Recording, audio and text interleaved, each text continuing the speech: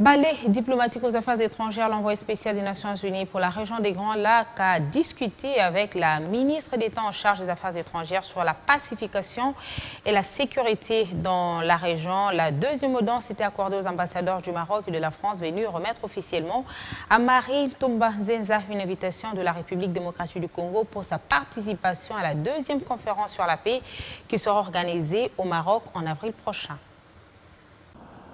Comment renforcer la coopération pour la paix et la sécurité dans la région des Grands Lacs? La question était au menu des discussions entre la ministre d'État, ministre des Affaires étrangères Marie Toumba Zenza et l'envoyé spécial des Nations Unies pour la région des Grands Lacs. Les deux personnalités ont discuté autour des projets à faire avancer en vue de garantir la paix dans la région. Le prochain sommet du mécanisme régional de l'accord cadre pour la paix, la sécurité et le développement dans la région des Grands Lacs qui se tiendra à Kinshasa sera ainsi un cadre propice pour résoudre certaines questions en suspens.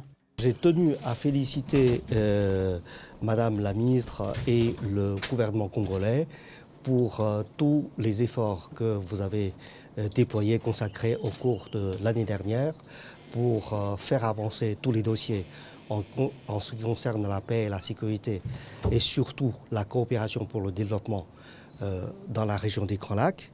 Et nous avons surtout parlé des possibilités et surtout des projets que nous pourrions monter pour l'année en cours. Ce que nous espérons, c'est de travailler la main dans la main avec vous, avec la RDC, avec les autres pays de la région, pour que ce soit une année plus riche, plus réussie. Toujours au cabinet de la ministre d'État, ministre des Affaires étrangères, l'ambassadeur de France et celui du Maroc sont venus remettre officiellement à Marie Toumba Zenza une invitation pour la participation de la République démocratique du Congo à la deuxième conférence pour la paix dans l'espace francophone prévue au mois d'avril au Maroc. Les dossiers, ça relève bien sûr de la paix dans l'espace francophone, du maintien de la paix et comment rendre cette opération rationnelle et qui va répondre aux exigences et aux expectatives des populations de tous les pays francophones en Afrique, bien sûr. C'est une initiative conjointe, une co-organisation entre le Royaume du Maroc et la République française.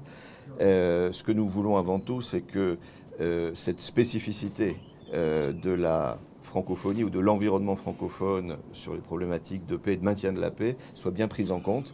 Donc sera invité à la conférence le secrétaire général des Nations Unies, mais aussi la secrétaire générale de la francophonie, pour que réellement on puisse avancer et nous avancerons sur la base d'expériences concrètes. Et il est clair que la République démocratique du Congo a une expérience toute particulière dans le domaine du maintien de la paix. Deuxièmement, c'est le plus grand pays francophone.